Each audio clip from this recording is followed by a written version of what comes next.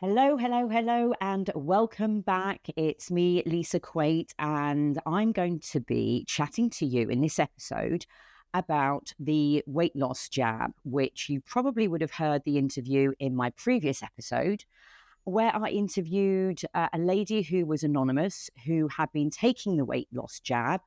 And she very, very kindly shared her story and her opinions and her journey with me. We also heard somebody else's journey, which was extremely different.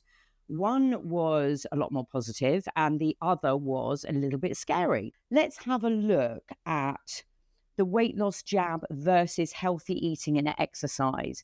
Because if you do choose this weight loss jab, there is going to be no judgment. It's up to you if you want to take the jab. But I think it would be good to explore how each can affect us and the benefits of taking either a pill or a jab that's been given to us, prescribed to us, or if we go on our healthy eating and exercise journey. After I had listened and interviewed my guest, I was sitting on the fence as to whether or not I would explore the opportunity of taking a weight loss drug. And I did say that I wouldn't lie. It does interest me. It intrigues me. I'm extremely curious about whether or not this injection would work for me. My fear is, though, we don't know enough about the side effects, and I would be concerned about the long-term effects it can have on my body and also my mental health. So with a weight loss jab, you're going to lose weight in a very short space of time.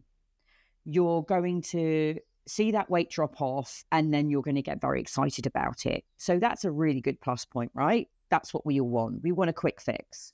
If we start taking and medicating ourselves with a weight loss jab or a pill, how are we going to keep that up? Because surely as soon as we stop the medication, the weight's going to come back on again.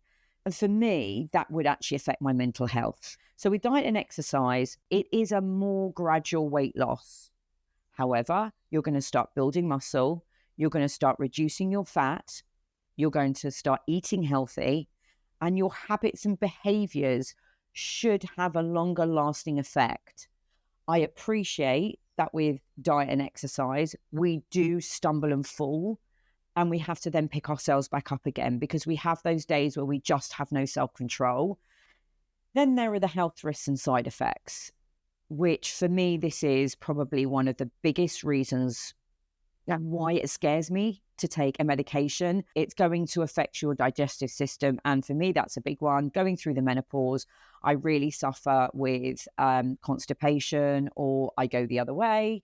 So how is that going to affect me? If I'm in control and I'm kind of in a really good place with my gut health and my digestive system, do I really want to start upsetting it and disrupting it and causing myself some internal problems? Whereas if I'm going to embark on a healthy eating and exercise regime, I'm going to be thinking about my strength. I'm going to have a positive mindset, and there's going to be fewer health risks. Because let's just face it, you'll not just suddenly go on a treadmill and start running, as fast as you can fast and sprint till you feel sick. You're going to gradually increase your fitness levels over time. So then you can have a more sustainable exercise regime. And with any kind of benefits to do with health and healthy eating and exercise, you're going to reduce the diseases. You're going to start getting your organs to work better. So for me, again, the weight is kind of tipping towards healthy eating and exercise. But let's look at the costs. The cost of these injections, from what I gather, are a couple of £100 a month. I think in some cases, they're more. I think it would be far more beneficial and easier cost-wise. We can do home exercises. There are YouTube videos that we can follow. There are apps that we can follow. So the cost versus the cost of a diet pill, for me, it's healthy eating. And Jamie Oliver does some amazing cookbooks you can follow. He has loads of healthy eating recipes that you can follow. And if you just are aware of your intaking calories, surely that's going to be a lot cheaper than using this weight loss drug, because you still have to eat every day. It's just a choice of food. So for me, again, healthy eating, exercise cost versus taking a weight loss jab. I think the healthy eating and exercise is winning. With the weight loss jab, you're not learning. You're not learning from this process. All you're doing is carrying on with your normal life, but injecting yourself. Whereas with exercise and healthy eating, surely we're learning to behave in a better way. And surely that then gives us a positive mindset, which makes us want to prolong what we're doing. We can see the benefits, we can feel the benefits.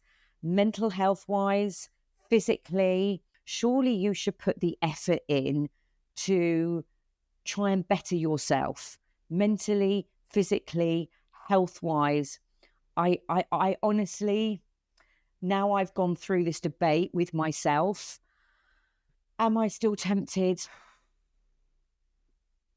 If I knew more about the long-term risks, and if they were lower and they were not going to affect me, I potentially would still look at using medication to help me on my weight loss journey. But from having this debate and looking at sort of the differences between the two, I'm still leaning towards being healthy, eating, exercise. I hope that this coaching session has kind of helped you think about whether or not you would medicate yourself with a weight loss jab or pills versus healthy eating and exercise. And like I said, no one is here to judge anyone. It's what works for you and what you can hear in this message. Listen to this episode for you and how you feel. And you might well think, you know what, Lisa, I just haven't got the head for it right now. I would much prefer just having a weight loss jab.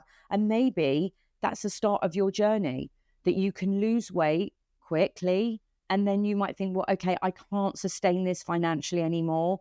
Now I've got the time and I've got the energy and I've got the willpower, and because I've seen the weight come off with the weight loss jab, to embark on a healthy eating and healthy exercise regime. So maybe you're just going to do it for a short period of time because it's not going to be sustainable. So like I said, no one is here to judge. Everyone's story and everyone's situation is different.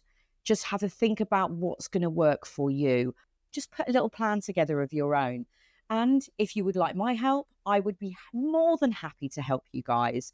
You can get in touch with me. You can write into me. I know you guys have heard the email address before. It's TheRealStoriesPodcast at gmail.com. That's TheRealStoriesPodcast at gmail.com. If you want some help in embarking on your healthy eating and fitness regime, and you want some help with putting a strategy together, and we can talk about those triggers and how you can overcome them, please get in touch. I would love to help you and love to hear from you. So that's all from me today. I hope that you have enjoyed this episode. I'd love to hear from you, as I said. But if you're interested in continuing listening to Real Women's Stories, you can catch me next week for my guest interview at Real Women's Stories with me, Lisa Quait. Have a really great week ahead.